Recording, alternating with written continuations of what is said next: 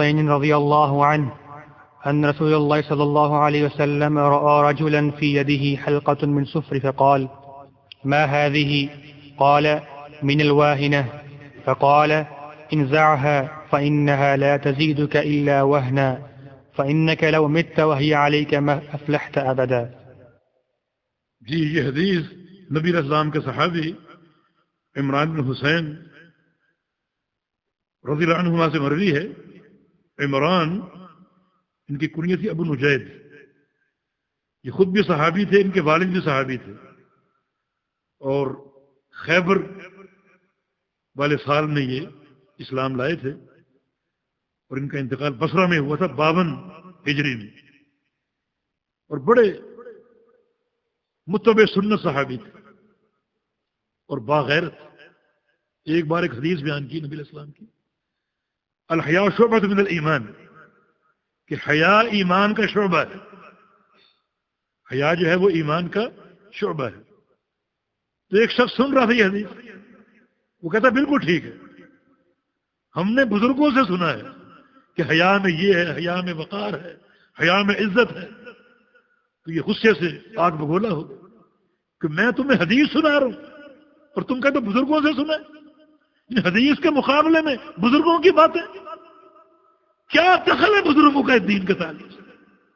قال رسول اللہ کہنا چاہیے. فرمایا کہ جب تک میں زندہ ہوں تم سے بات نہیں کروں. اتنی غیرت کی، اتباع سنت کی، اور اللہ کے پیغمبر صلی اللہ علیہ وسلم کی حدیث کی کہ حدیث بیان کر دی. اس کے بعد بزرگوں نے فرمایا، فلاں نے فرمایا، فلاں نے فرمایا، کیا گنجائش ہے اس میں؟ تو یہ صحابی اس حدیث کے راوی ہیں. ان رسول اللہ صلی اللہ علیہ وسلم رأى رجلا في يده حلقة من صفر. نبی علیہ السلام نے ایک شخص کو دیکھا، اس کے ہاتھ میں ایک کڑا تھا، تانبے کا ایک کڑا تھا. فقال ما بھی پوچھا یہ کیا ہے؟ اب یہ کڑا پہن لیا، اس پر خواہ دم کیا ہو، کوئی منتر پڑا ہو یا نہ پڑا ہو، عقیدہ اگر یہ ہو کہ اس سے بلا ٹلے گی. فرمایا یہ کیا ہے؟ قال من الواہنہ. اس نے کہا کہ مجھے ایک تکلیف ہے واہنہ کی، اس کے علاج کے لیے پہنا ہوا. واہنہ ایک مرض ہے، یہ رگ میں تکلیف ہوتی ہے، کندھے کی رگ یا بالوں کی رگ تکلیف پھیلتی ہے، یہ تکلیف واہنہ کہلاتی ہے. یہ شدید تکلیف، اس تکلیف سے شفا کے لیے پہنا. تو آپ نے کیا فرمایا؟ انزع، اس کو اتار کے پھینکو. انزع کا معنی اوپر سے کسی چیز کو اتار کے پھینک، جلدی اتار کے پھینکو اس کو. فإنها لا تزيدك إلا وهنا. یہ کڑا تم نے شفا کے لیے پہنا ہے، مگر تمہیں سوائے وہن کے اور کمزوری کے کچھ نہیں دے گا. جسمانی کمزوری بھی اور عقیدے کی کمزوری، ایمان کی کمزوری. جب تک یہ پہنے رہو گے جسم بھی کمزور، ایمان بھی کمزور، عقیدہ بھی کمزور، اور توحید بھی قابل قبول نہیں. فإنك لو مت وهي عليك ما أفلحت أبدا. اگر تم مر گئے اس طرح، اس حال میں، یہ کڑا تم نے پہنا ہوا ہے، تم کامیاب نہیں ہو سکے گی، فلاح نہیں پا سکے گی، جہنم سے نہیں بچ سکو گے اگر کڑا پہنے ہوئے فوت ہو. یہ توحید کی حقیقت اور شرک کی ذمت اور شرائط کتنی خوفناک اور ہیبتناک چیز. اگر یہ پہنے مر گئے تم کامیاب نہیں ہو سکو. کیوں؟ اس لیے کہ اس کڑے پر بھی اعتماد اللہ غیر اللہ ہے. غیر اللہ سے شفا کی امید، شفا کی توقع، شفا کی دعا، جو کہ عین شرک ہے، اور ایسا بندہ قطعاً کامیاب نہیں ہوگا. یہ حدیث مسند احمد کی ہے، ابن حبان میں بھی ہے، اور مستدرک حاکم میں بھی. امام حاکم نے اس کو صحیح کہا ہے، اور امام ذہبی جنہوں نے مستدرک کی تلخیص کی ہے، انہوں نے اس حدیث کی روایت میں حاکم کی موافقت کی، مانا انہوں نے بھی اس حدیث کو صحیح مانا ہے. جی. وله عن عقبة بن عامر مرفوعا: من تعلق تميمة فلا أتم الله له، ومن تعلق ودعة فلا ودع الله له. وفي رواية: من تعلق تميمة فقد أشرك. ولابن أبي حاتم عن حذيفة أنه رأى رجلا في يده خيط من الحمى فقطعه، وتلا قوله: وما يؤمن أكثرهم بالله إلا وهم مشركون. وله وہ یہ حدیث مسند احمد کی ہے، اور اس کے راوی عقبہ بن عامر رضی اللہ عنہ نبی علیہ السلام کے صحابی اور بڑے یہ علم کے حریص تھے اور متبع سنت تھے۔ چھوٹا سا واقعہ ان کی اتباع سنت کا، جب نبی علیہ السلام حج کے لیے جانے لگے تو ان کی بہن عقبہ بن عامر کی بہن بڑے شوق سے حج کی تیاری کر رہی اور ساتھ ساتھ 3 جو ہیں وہ نظریں مان لی، یہ 3 ارادے کر لی کہ میں سفر حج کروں گی ننگے پاؤں اور پیدل چلوں گی اور ننگے سر تاکہ اجر زیادہ ملے، ننگے پاؤں تاکہ چلوں تو کانٹے چبھیں ٹھوکریں لگے پاؤں زخمی ہوں اجر ملے گا، ننگے سر اس لیے کہ اس دور میں عورت کی تکریم سر ڈھانپنے میں تھی اور عورت کا تذلل سر کھولنے میں تھا، تو اللہ کے لیے نیکی کرنے جا رہی ہوں، اللہ کے سامنے سر کھلا رکھوں، یہ ذلت کا اظہار، اور پیدل تاکہ خوب تھک جاؤں اجر زیادہ ملے، حالانکہ سواری ساتھ ہوگی، یہ 3 عزم کر لی۔ تو عقبہ بن عامر نے کہا میری بہن ابھی تیزی نہ دکھاؤ، اللہ کے پیغمبر موجود ہیں، ان سے پوچھ تو لیں پہلے کہ یہ عزم اور یہ ارادہ جائز بھی ہے یا نہیں۔ اس سے کیا ثابت ہوا کہ نیکی کا راستہ کوئی صحابی بھی طے کرے تو قابل قبول نہیں جب تک اللہ کے پیغمبر کی تصدیق نہ۔ اب یہ نبی علیہ السلام کے پاس آئے اور کہا کہ ان اختی نظرت ان تحج البیت ماشیۃ حافیۃ حاصرۃ، کہ میری بہن نے ارادہ کیا ہے کہ حج بیت اللہ پیدل کرے گی اور ننگے سر اور ننگے پاؤں، ٹھیک ہے یہ درست ہے۔ فرمایا کہ ان اللہ ان نظر اختک لبری، اپنی بہن سے کہہ دو اللہ ناراض ہے۔ کیا سمجھے وہ نیکی سمجھ رہی کہ ثواب ملے گا اجر ملے گا، لیکن بھائی کسی بھی عمل کی صالحیت اور اجر اور اس کے نیک ہونے کا تعین اللہ کے پیغمبر کریں۔ عقبہ بن عامر گھر آئے، اپنی بہن کو روکا، یہ سارا طریقہ غلط ہے۔ یہ صحابہ کی اتباع سنت، کس طرح وہ پیغمبر اسلام کی سنت کے حریص تھے۔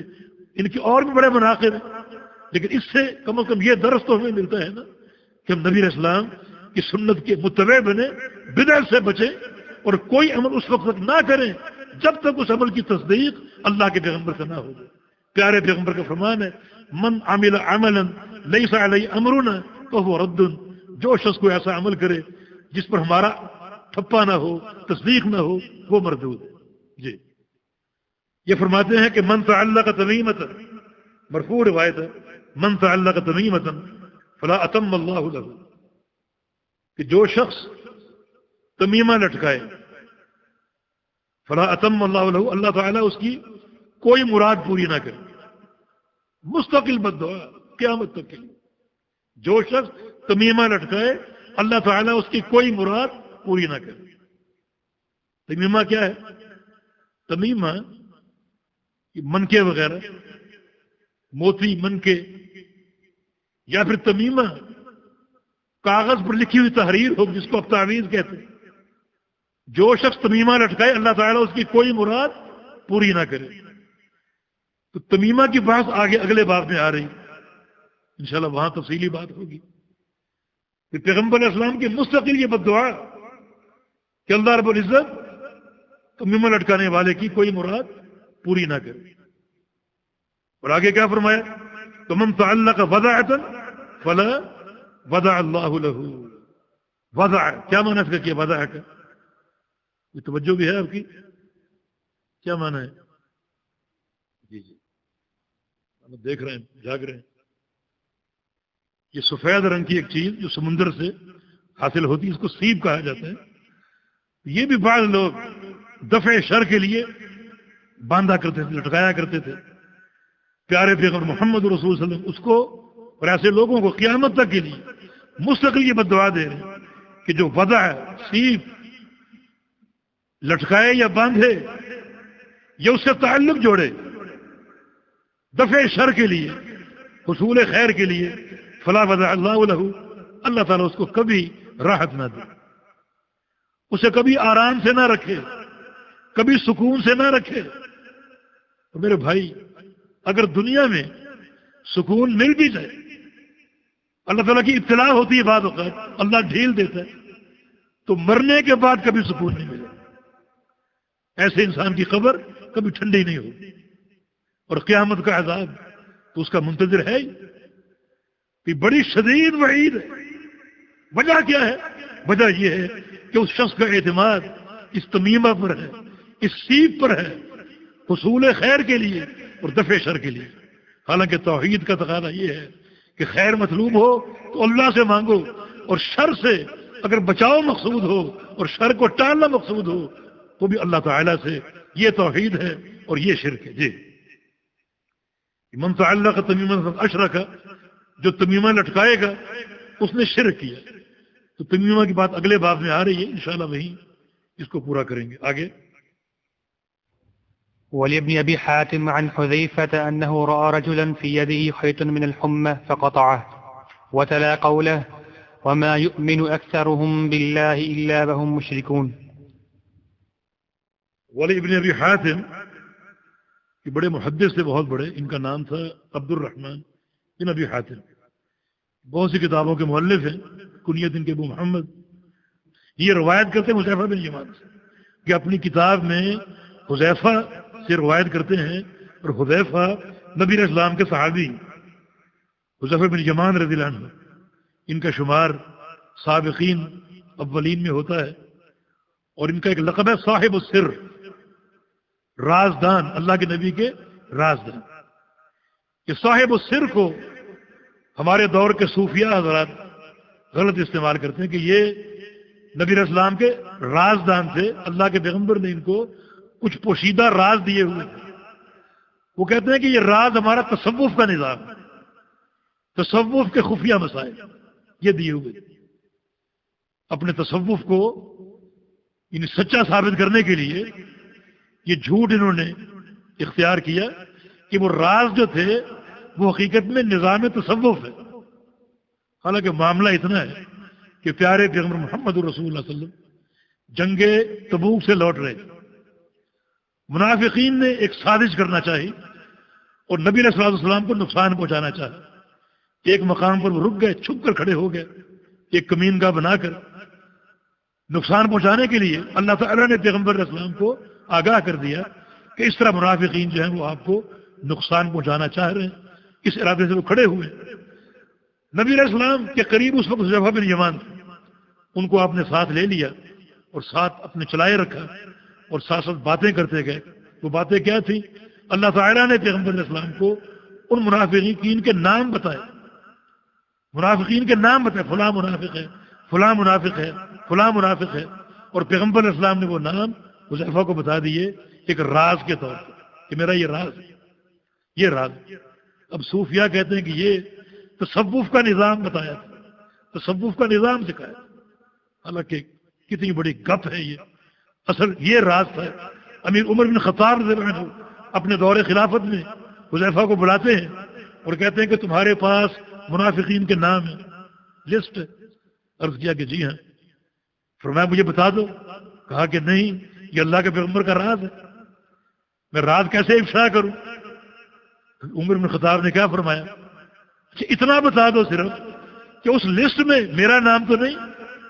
اللہ اکبر، کتنا خوف اللہ تعالیٰ کا، اتنی تواضع امیر عمر میں۔ اور واقعی جس قدر بندہ عمل میں بڑھتا ہے اس کی تواضع میں اضافہ ہوتا ہے۔ کچھ لوگ محدود سی نیکیاں کرتے ہیں اور نیکیوں کے کبر میں آ جاتے ہیں۔ تو بہرکیف نبی علیہ السلام کے صحابی حذیفہ رضی اللہ عنہ اس حدیث کے راوی ہیں۔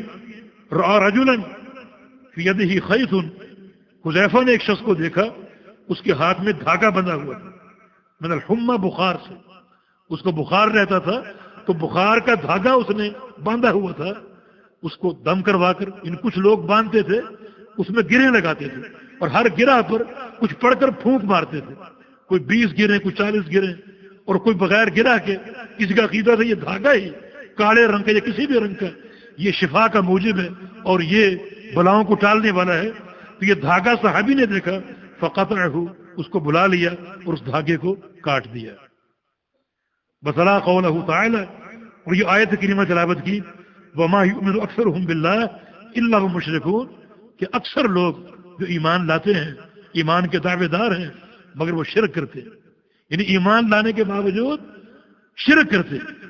اصل میں نبی علیہ السلام کے دور میں مشرکین مکہ اس حد تک ایمان لاتے تھے کہ اللہ تعالیٰ کی توحید ربوبیت کو مانتے تھے، مگر توحید الوہیت میں شرک کرتے تھے. اس کی اور بھی تفسیریں ہو سکتی ہیں. تو وہ لوگ جو ایمان کا دعویٰ کریں مگر کسی اعتبار سے ان کے عمل میں، عقیدے میں شرک ہو، اس آیت کریمہ کے مصداق ہیں. تم اس شخص کو مخاطب کیا کہ تم ایمان کے دعوے دار ہو مگر یہ عمل شرک ہے، یہ عمل شرک ہے، یہ دھاگا باندھنا شرک ہے. آپ نے اس کو کاٹ کر پھینک دیا. کیوں؟ اس لیے کہ یہ دھاگا اگر تم باندھو گے تو یہ تعلق بغیر اللہ ہوگا، غیر اللہ سے دفع شر کی توقع ہوگی، اور یہ شرک ہے. دفع شر کے لیے اور جلب خیر کے لیے صرف اللہ رب العزت کو پکارا جائے، اسی سے دعائیں کی جائیں اور اسی سے سوال کیا جائے. جی. قال المؤلف رحمه الله تعالى في باب ما جاء في الرقى والتمائم. في الصحيح عن أبي بشير الأنصاري رضي الله عنه أنه كان مع رسول الله صلى الله عليه وسلم في بعض أسفاره فأرسل رسولا ألا يبقين في رقبة بعيرة قلادة من وتر أو قلادة إلا قطعت. وعن ابن مسعود رضي الله عنه. جزاک اللہ خیر. آگے پڑھتے ہیں انشاءاللہ باری باری. یہ باب ما جاء فی الرقى والتمائم، رقا اور تمائم کے بارے میں شریعت میں کیا وارد ہوا. رقا رقیہ کی جمع ہے جس کا معنی دم کرنا، اور تمائم تمیمہ کی جمع جس سے مراد منکے وغیرہ یا تعویذ وغیرہ. شریعت میں ان کے بارے میں کیا حکم وارد ہوا. دیکھیں رقا جو ہے دم، کچھ باتیں اس پر ہو چکی ہیں. دم کرنا یہ شرعاً ثابت ہے، لیکن دم جو ہے وہ یعنی شرعی اورات سے ہو اور اس میں کوئی شرکیہ کلمہ نہ ہو. اللہ تعالیٰ کے اسماء و صفات، موجب برکت ہیں، قرآن کی آیتیں، قرآن کی صورتیں، جیسے پیغمبر علیہ السلام کی حدیث سورہ فاتحہ کے بارے میں نعمت الرقیہ، یہ سب سے بہترین دم ہے. معوذتین ہے، آیت الکرسی ہے، یہ پڑھ کر دم کیا جائے. یہ شرعاً ثابت ہے. دم عربی میں ہو اور یا پھر قرآن اور حدیث کے اوراد اور اذکار سے ہو، عربی کے علاوہ کسی اور زبان کا نہ ہو. جو منتر وغیرہ ہوتے ہیں، اور اگر کوئی ناقابل فہم دم ہے، دم کرنے والا پڑھ رہا ہے اور کچھ پلے نہیں پڑا یہ کیا پڑھ رہا ہے، تو یہ دم نہیں بلکہ یہ سحر، جادو ہے، وہ جادوگر. دیکھیں شریعت نے جو ہم نے کل پڑھا، استرقاء کو پسند نہیں کیا، دم کروانے کو. بڑی اس میں حکمت ہے. دم خود کرو، دم کروانے کو پسند نہیں کیا. بعض اوقات جس سے دم کروا رہے ہو وہ کوئی منفی شخص ہو، جادوگر ہو، تو اس کے جادو کے لپیٹ میں آپ بھی آ جائیں. جادو کفر ہے. سیکھنا، سکھانا، کرنا، کرانا. تو بعض اوقات آپ ایسے شخص کے پاس جا سکتے ہیں دم کے لیے جو جادوگر ہے. اس کی نشانیاں یہ ہیں، مثلا دم کرتے کرتے آپ سے کہے کہ آپ کا نام کیا ہے، نام بتاؤ، اپنی والدہ کا نام بتاؤ، دم کرتے کرتے سمجھ لو جادوگر ہے. دم اللہ کا کلام آپ پڑھ رہے ہیں، اس میں نام کا کیا سوال ہے، والدہ کے نام کا کیا سوال ہے. نہیں، ان کی کچھ علامتیں ہیں اپنے خبیث جنوں کے ساتھ. جادو سحر ہے یہ. مثلا کوئی شخص آپ سے کہے کہ کوئی بکرا لے کر آؤ، دم کروں گا، اور کالا ہو، یہ جادوگر ہے. یہ شفا کب ہوگی؟ جب وہ بکرا کسی جن یا شیطان کے نام پر قربان کرے گا. یہ ان کے درمیان طے ہوتا ہے. جادوگر ہے. کہ دم کا کیا تعلق ہے بکروں سے، چڑھاووں سے؟ کوئی جانور مرغی منگواتا ہے اور اس کی علامت کیا ہوتی ہے؟ دم شروع کریں گے، اگر مرغی تڑپ نہ لگے تو اس کا معنی سحر ہے. آپ یہ جادوگر ہے. پانی کا رنگ تبدیل ہو، کوئی گھر سے کپڑے منگواتا ہے، کوئی دھاگا ناپتا ہے، کوئی بال منگواتا ہے، جو شخص ایسا عمل کرے سمجھو وہ جادوگر۔ کوئی آپ کو کاغذ دیتا ہے، اس میں کھانے بنے ہوئے اور کھانوں میں ارقام نمبر لکھے ہوئے 4 6 8 10 9، جادوگر ہے۔ اس لیے رقیہ خود کرو تاکہ ایسے لوگوں کی چنگل سے بچ سکو۔ رقیہ تو ان شرائط کے ساتھ درست ہے، شرعی اوراد ہو یا پھر عربی عبارت ہو جس میں اللہ تعالیٰ سے شفا کا سوال ہے۔ اور تیسری بات یہ کہ اس دم سے امید اور توقع کیا ہو؟ اللہ تعالیٰ سے حصول شفا کہ شفا اللہ دے گا، اس عمل کے نتیجے میں اللہ شفا دے گا۔ تو اگر یہ شرائط متحقق ہیں تو دم کرانا شرعاً درست اور جائز۔ اور جہاں تک تمائم کا تعلق ہے، یہ منکے وغیرہ، خرزات وغیرہ یا پھر تعویذ وغیرہ، تو منکے، اگر منکوں کے ساتھ آپ کا جو توقع اور امید کہ منکے لٹکانے سے شفا ملے گی، یہ باطل ہے، یہ بھی ناجائز ہے۔ اور جہاں تک تعویذ ہے تو تعویذ بھی ناجائز ہے۔ کیوں؟ اس لیے کہ پیغمبر علیہ السلام سے ثابت نہیں۔ تعویذ کی کم از کم برائی یہ ہے کہ اللہ کے نبی نے کبھی تعویذ نہیں کیا۔ صحابہ بیمار ہوتے تھے، خود بیمار ہوتے تھے، پیارے پیغمبر نے کبھی نہ تعویذ لکھا نہ لکھوایا، نہ صحابہ بھی عمل ثابت۔ تو مسند احمد میں ایک عمل عبداللہ بن عمرو بن عاص کا ملتا ہے کہ وہ نظر بد کا جو ذکر ہے، شرعی ذکر، اعوذ بکلمات اللہ التامات، بڑے بچوں کو یاد کرواتے تھے، اور چھوٹے بچے جو یاد کرنے کی صلاحیت نہیں رکھتے تھے ان کو کاغذ پر لکھ کر گلے میں لٹکا دیا کرتے۔ اگر اس سے مراد تعویذ ہے، اول تو یہ کہ یہ حدیث ضعیف ہے، یہ حدیث ضعیف ہے۔ اس میں ایک راوی محمد بن اسحاق بذات خود ثقہ ہے مگر مدلس ہے، اس کا عنعنہ قابل قبول نہیں، اور اس سند میں اپنے شیخ عمر بن شعیب سے یہ عن سے روایت کر رہے ہیں، تو تدلیس کی بنا پر یہ حدیث منقطع شمار ہوگی اور قابل قبول نہیں۔ لیکن برسبیل صحت کچھ علماء نے اس کا اچھا معنی بیان کیا کہ بچوں کے گلے میں لکھ کے لٹکا دیا کرتے تھے تاکہ یہ چھوٹے بچے چلتے پھرتے کھیلتے کودتے اس کو یاد کر لیں، رٹ لیں، دیکھ دیکھ کر یاد کر لیں، جب مقصد پورا ہو گیا پھر اتار لیتے تھے۔ تو مقصد بطور تعویذ نہیں تھا بلکہ مقصد برائے حفظ تھا، برائے تعلیم تھا، اور کوئی مقصد نہیں تھا۔ لیکن اولاً یہ حدیث ضعیف ہے تو اس سے یہ تعویذ ثابت نہیں ہوتا۔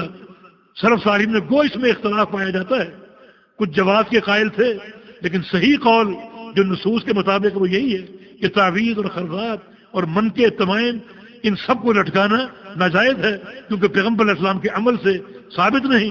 دوسرا، یہ توکل علی الغیر، غیر اللہ پر توکل، آپ ان منکوں سے اور کام کے ٹکڑے سے آپ شفا کی امید لگائے بیٹھے ہیں، حالانکہ شفا اور خیر کی طلب اللہ تعالیٰ سے ہوتی ہے، اور دفع شر کے لیے اللہ تعالیٰ سے دعائیں کی جائیں، اللہ تعالیٰ سے رجوع کیا جائے۔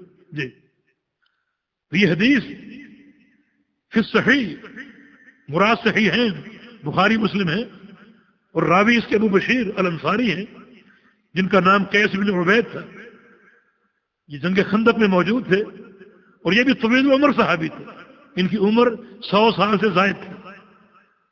یہ فرماتے ہیں کہ رسول اللہ صلی اللہ علیہ وسلم کے ساتھ میں ایک سفر میں تھا، سفر کا تعین نہیں ہے کون سا سفر تھا، سفر کی تعین نہیں ہے، ارسل رسولا، تو آپ صلی اللہ علیہ وسلم نے اپنا ایک نمائندہ بھیجا ایک اعلان کرنے کے لیے۔ نمائندے کا نام بعض روایتوں میں زید بن حارثہ آتا ہے۔ اعلان کیا تھا؟ لا يبقين في رقبة بعير قلادة من بطر او قلادة الا قطعت، کہ اونٹوں کے گلوں میں، اونٹوں کی گردنوں میں بطر کا قلادہ باقی نہ رہے، کاٹ دیا جائے۔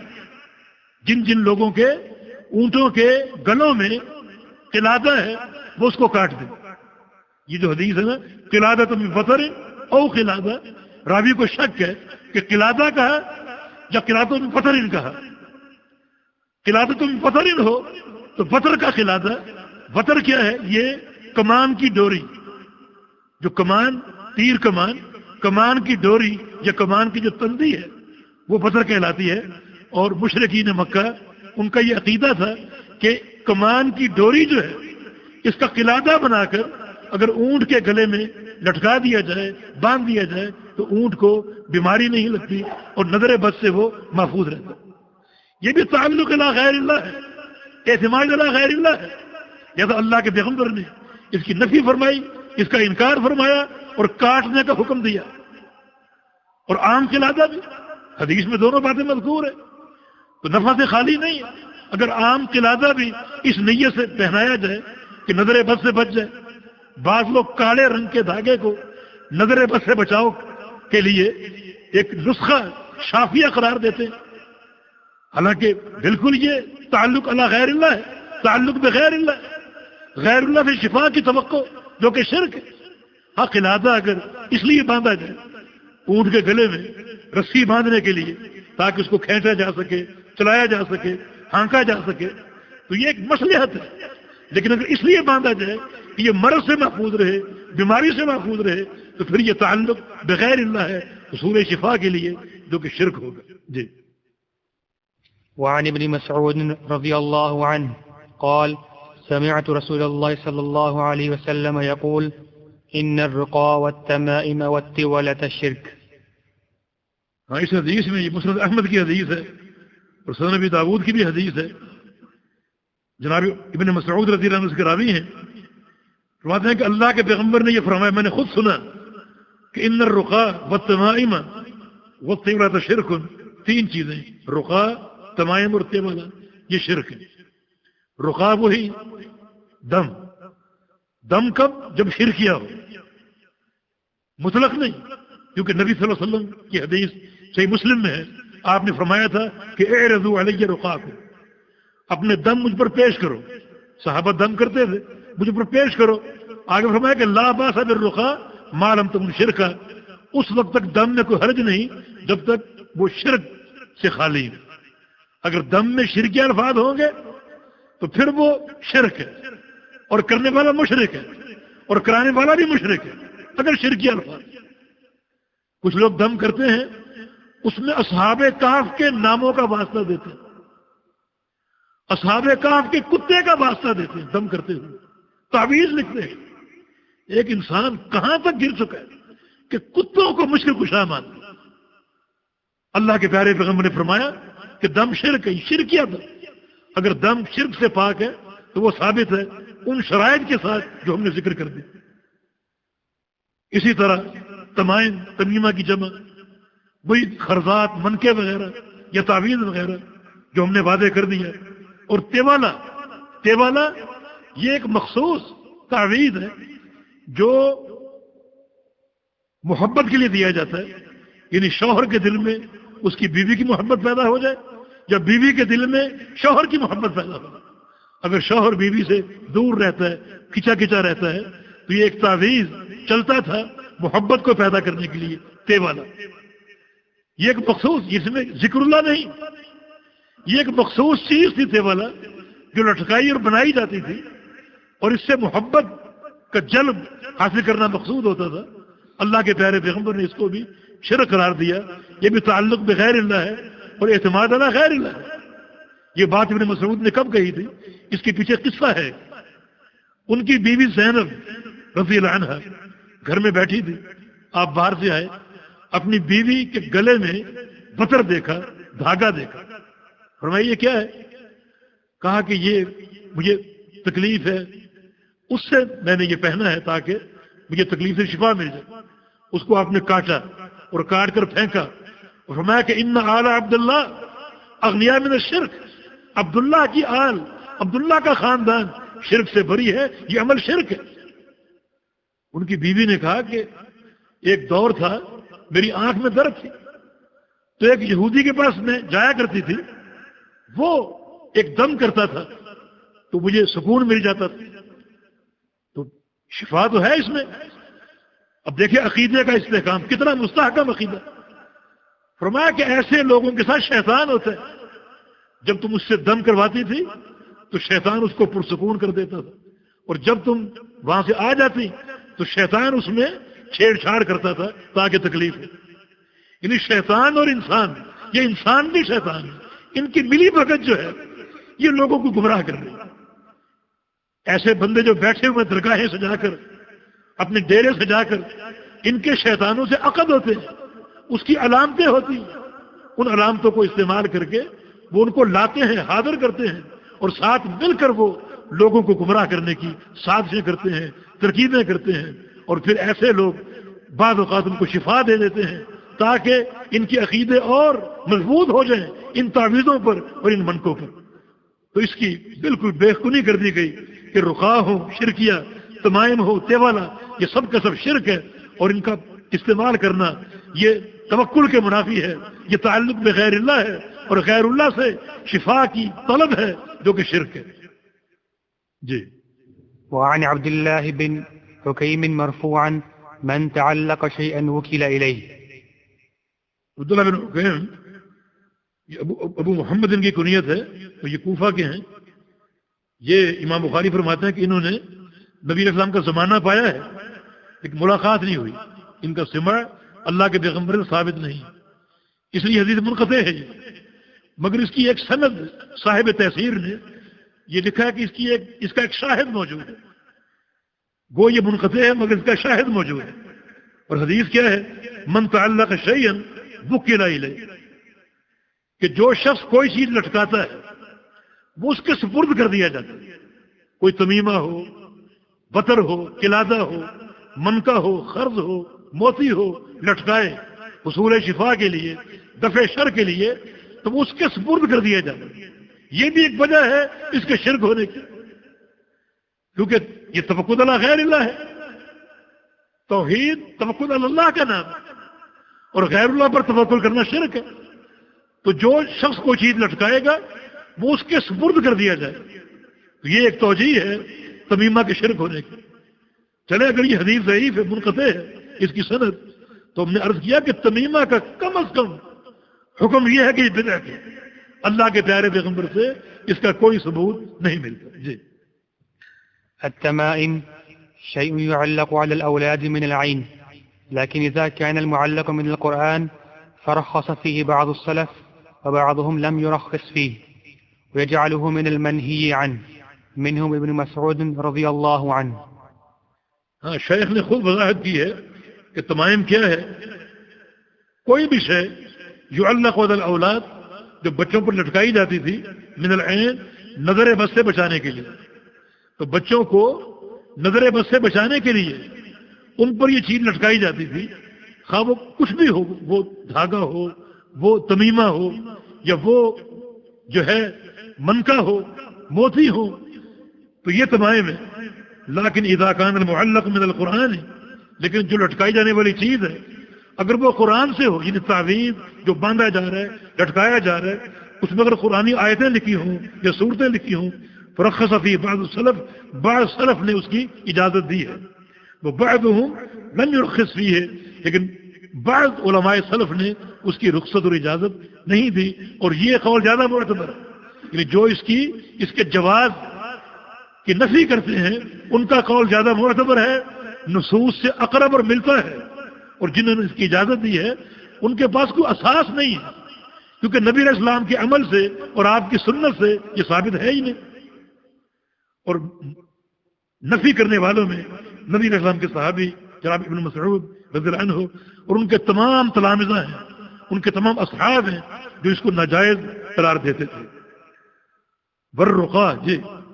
والرقاء هي التي تسمى العزائم، وخص منه الدليل ما خلا من الشرك، فقد رخص فيه رسول الله صلى الله عليه وسلم من العين والحمى۔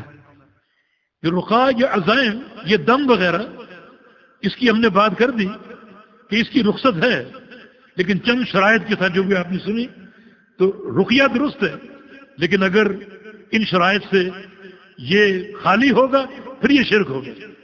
اگر شرکیہ دم ہو، یا دم عربی میں نہ ہو، اردو میں ہو یا کسی اور زبان میں ہو، یا ایسی زبان جو ناقابل فہم ہو، ایسے کلمات جو ناقابل فہم ہو، پھر وہ سحر بھی ہوگا اور شرک بھی ہوگا۔ اور اگر عربی میں ہے، اللہ تعالیٰ سے دعا ہے، یا وہ قرآنی آیات ہیں، احادیث کی اذکار ہیں، تو پھر وہ درست اور جائز ہے، اس کا جواز نبی علیہ السلام کے فرامین سے ثابت ہے۔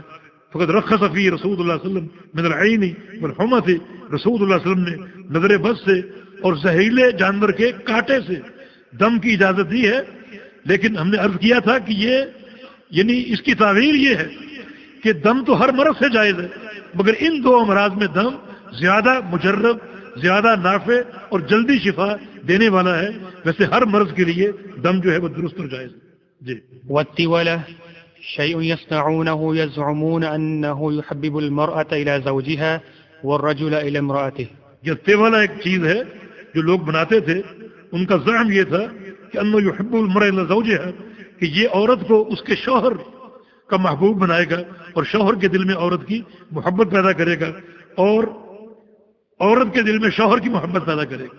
تو میاں بیوی میں محبت پیدا کرنے کے لیے یہ ایک چیز تیار کی جاتی تھی. یہ بھی تعلق میں غیر اللہ ہے اور اعتماد علی غیر اللہ ہے اور یہ شرک ہے. جی. وروى أحمد عن رويفع رضي الله عنه قال قال رسول الله صلى الله عليه وسلم يا رويفع لعل الحياة ستطول بك فأخبر الناس أن من عقد لحيته أو تقلد وترا أو استنجى برجيع دابة أو عظم فإن محمدا بريء منه. یہ حدیث مسند احمد کی، یہ رویفع نامی صحابی سے مروی ہے. رویفع نبی علیہ السلام کے صحابی انصاری تھے. ان کے والد کا نام ثابت تھا، رویفع بن ثابت رضی اللہ عنہ. یہ مصر میں فوت ہوئے اور مصر کے گورنر سے جب یہ فوت ہوئے، یہ فرماتے ہیں کہ رسول اللہ صلی اللہ علیہ وسلم نے مجھے فرمایا یا رویفع لعل الحیات ستطول بک، کہ شاید تمہاری زندگی لمبی ہو، تمہاری زندگی شاید لمبی ہو. اور یہ نبی علیہ السلام کا فرمان آپ کے اعلام نبوت میں سے ہے. رویفع کو اللہ نے لمبی عمر دی تھی اور یہ پیغمبر علیہ السلام کے اس فرمان کے بعد تقریباً 46 سال زندہ رہے. تو یہ نبی علیہ السلام کے اعلام نبوت میں سے ہے. فاخبر الناس، تم مستقل لوگوں کو خبر دیتے رہنا، یعنی تمہاری جو لمبی زندگی ہوگی لوگوں کو خبر دیتے رہنا، بتاتے رہنا. من عقد لحیتہ او تقلد وطرا او استنجى برجيع دابة او عظم فإن محمدا بريء منه، کہ جو شخص اپنی داڑھی کو بٹ دے، داڑھی کو بٹ دے، اس میں گرہیں لگائے، او تقلد وطرا، یا وطر وہ جو تانت ہے، جو کمان کی تندی ہے، اسے لٹکائے، اسے باندھے. اب استنجا برجیع دابہ تو عظم، یا استنجا کرے جانور کی ہڈی یا اس کے گوبر سے. فإن محمدًا بریء منہ، تو محمد صلی اللہ علیہ وسلم اس سے بری ہے. یہاں پر چند چیزوں کا ذکر ہے. ایک داڑھی کو بٹ دینا، یہ داڑھی کو بٹ دینا یہ اس میں تشبہ بالاغیار، یعنی بعض لوگ داڑھی کو بٹ دیا کرتے تھے، ایک خاص ان کا طریقہ تھا اور اس میں ان کا کبر مقصود تھا، اظہار کبر. اور ایک قوم جس میں نسوانی جذبات زیادہ ہوتے تھے وہ داڑھی کو بٹ دے کر اس کو چھوٹا کر کے اور بالوں کو گنگریالا بنا کر رکھنے کی کوشش کرتے تھے. ان میں نسوانی جذبات زیادہ ہوتے تھے. اس سے منع کیا رسول اللہ صلی اللہ علیہ وسلم نے کہ کم از کم یہ تشبہ بالغیر ہے اور تشبہ بالاغیار ہے اور دین نے اسے روکا ہے. اور بعض احادیث میں نماز کی حالت میں داڑھی کو بٹ دینا یا کپڑے کو فولڈ کرنا اور اس کو لپیٹنا، اس سے پیغمبر علیہ السلام نے منع کیا. امام نسائی نے ایک باب قائم کیا، اس میں نماز کے علاوہ بھی بالوں کو، اب وہ سر کے ہوں یا داڑھی کے ہوں یا کپڑے کو بل دینے سے منع کیا ہے. تو عام حالات میں بھی کپڑے کو فولڈ کرنا منع ہے اور عام حالات میں بھی بالوں کو بل دینا اور داڑھی کو بل دینا ناجائز ہے، اور نماز میں خاص طور پر.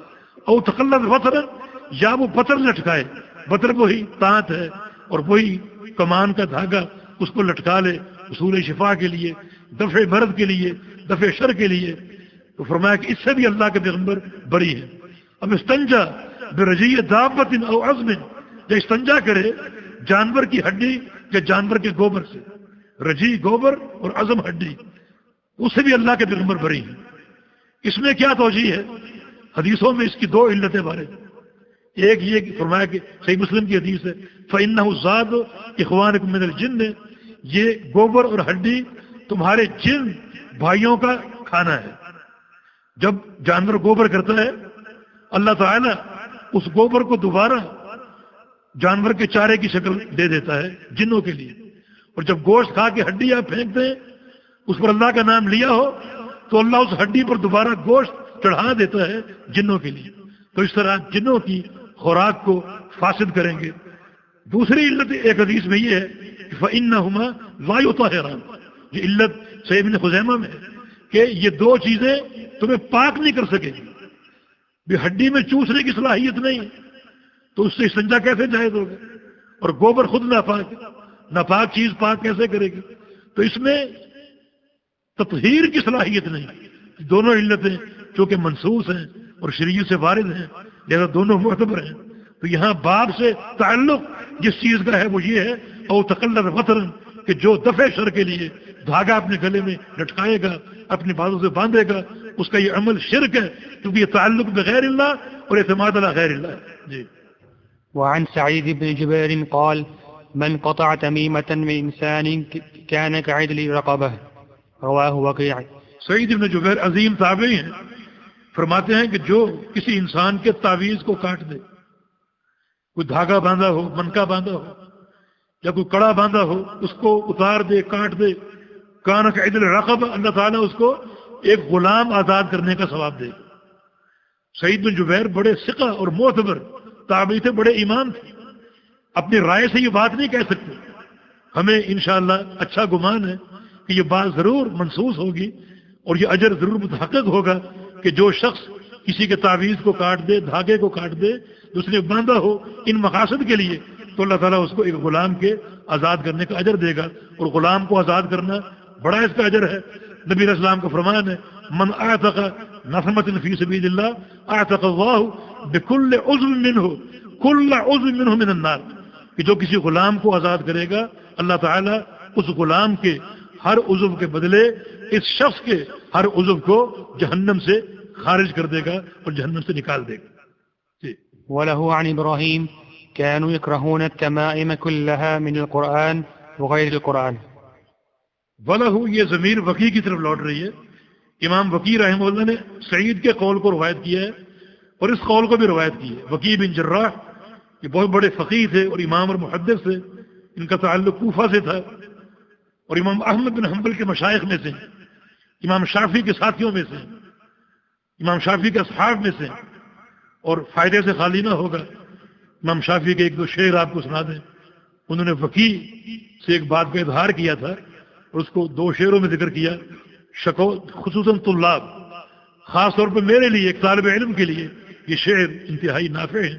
شکوت الی وکیع سوء حفظی فارشدنی الی ترک المعاصی واخبرنی بان العلم نور ونور اللہ لا یعطاہ عاصی. میں نے اپنے شیخ وکیع سے اپنے حافظے کی کمزوری کی شکایت کی کہ حافظہ کمزور ہے، تو میرے شیخ نے مجھے نصیحت کی کہ گناہ چھوڑ دو، معصیتیں چھوڑ دو. واخبرنی مجھے خبر دی، رہنمائی کی بان العلم نور کہ کتاب و سنت کا علم اللہ کا نور ہے، ونور اللہ لا یعطاہ عاصی اور اللہ کا نور کسی نافرمان کو حاصل نہیں ہوتا. تو مجھ ایسے طالب علم کے لیے یہ نصیحت مشعل راہ ہے کہ علم کے راستے میں، کتاب و سنت کے راستے میں یقیناً معصیت کو چھوڑنا پڑے گا. ایک دل ہمارے پاس ہے، دو دل نہیں ہے. یہ ایک دل ایک ہی چیز کا مرکز ہو سکتا ہے، یا اس میں اللہ کے نور کو سما دو، علم کو داخل کر دو، اور یا پھر گناہوں سے محبت کو داخل کر دو. دو متضاد چیزیں اس میں جمع نہیں ہو سکتی. اللہ پاک توفیق عطا فرمائے. جی. یہاں یہ قول ابراہیم نخعی کا ہے، یہ بھی بڑے تابعی تھے اور صحابہ کے شاگرد تھے. ان کا تعلق بھی کوفہ سے ہے. ابراہیم یزید ان کا نام ہے اور کبار فقہاء میں ان کا شمار ہوتا ہے. سن 96 ہجری میں فوت ہوئے. ان کی بھی ایک بات بڑی کارآمد کہ کس طرح سلف صالحین مخلص تھے. رات کو یہ قیام کرتے تھے اور قیام میں رویا کرتے تھے. تہجد میں بہت روتے تھے، بکا رویا کرتے تھے. اور جب فجر کی اذان ہوتی تو اپنے چہرے کو مل بل کے دھویا کرتے تھے تاکہ رونے کے آثار کو مٹا دو. مسجد میں جاؤں گا لوگ دیکھیں گے اور آنکھوں سے رونا پہچان لیں گے، ریاکاری نہ بن جائے، اخلاص پر حملہ نہ ہو جائے. تو اچھی طرح چہرے کو دھو کر، آنکھوں کو مل مل کے صاف کر کے، رونے کے نشانت کو مٹا کر مسجد میں آتے تھے. یہ سلف صالحین کتنے مخلص اور کس قدر اپنے اخلاص کی حفاظت کرتے تھے. ہم جیسے طلاب علم کے لیے بھی اخلاص ایک بڑا سرمایہ ہے، اور قیام اللیل بھی یزید بن رومان چوٹی کے محدث، بڑی خوبصورت ان کی آنکھیں تھیں. ایک وقت آیا کہ نابینا ہو گئے. ان کا ایک شاگرد ان کو ایک عرصے بعد ملا، دیکھا کہ شیخ نابینا ہو چکے. پوچھا کہ ما فعلت العینان الجمیلتان، یا شیخ یہ خوبصورت آنکھیں کہاں گئیں؟ فرمایا کہ ذهب بهما بکاء اللیل بکاء الاسحار، سحری کے وقت کے رونے نے آنکھوں کو ختم کر دیا، آنکھوں کے نور کو ختم کر دیا. یہ دأب الصالحین، اللہ ہمیں بھی اس کی توفیق عطا فرمائے. ابن نقی فرماتے ہیں کانوا یکرہون التمائم کلھا من القرآن بغیر القرآن، کہ سلف صالحین یا خاص طور پہ اصحاب عبداللہ بن مسعود تمام تعویذوں کو مکروہ جانتے تھے، اور سلف کی اصطلاح میں مکروہ حرام کے معنی حرام قرار دیتے تھے تمام تعویذوں کو. من القرآن، خب و قرآنی آیات سے ہوں بغیر القرآن یا غیر قرآن سے ہوں، تمام تعویذوں کو وہ حرام قرار دیتے تھے. ابن نقی رحمہ اللہ کا یہ قول ہے جو انہوں نے سلف کی طرف یا خاص طور پہ اصحاب عبداللہ کی طرف بن مسعود منسوب کیا ہے. تو گویا ایک کثیر جماعت تعویذ کو ناجائز اور حرام قرار دیتی ہے، اور اس کی اسباب ہم نے پڑھ لیے، اس کے علل ہم نے پڑھ لیے. کہ عبداللہ بن عکین کی روایت سے کہ یہ توکل علی غیر اللہ من تعلق شیئا فقد وکل علیہ، کہ کوئی شخص کوئی بھی چیز اٹھا لے وہ اس کے سپرد کر دیا جاتا ہے. اور یہ توحید کی منافی ہے اور توحید کے تقاضوں کی منافی، جبکہ خالص توحید توکل علی اللہ، اعتماد علی اللہ، دفع شر میں اور جلب خیر میں ضروری ہے کہ اللہ ہی پر توکل ہو، اسی پر اعتماد ہو. من یتوکل علی اللہ فهو حسبہ، اتنی بڑی نعمت ہے کہ اللہ خود کافی ہو جاتا ہے. سب سے بڑا صلہ ہے، ابن قیم فرماتے ہیں کہ توکل کا صلہ سب سے بڑا ہے کہ اللہ فرما رہا ہے کہ مجھ پر توکل کرے گا میں اس کے لیے کافی ہوں. یہ نوید صرف توکل کے لیے، اتنا عظیم توحید کا شعبہ، اور یہ سارے امور توکل کے خلاف ہیں. سبحانک اللہم و بحمدک اشہد ان لا الہ الا انت استغفرک و اتوب الیک.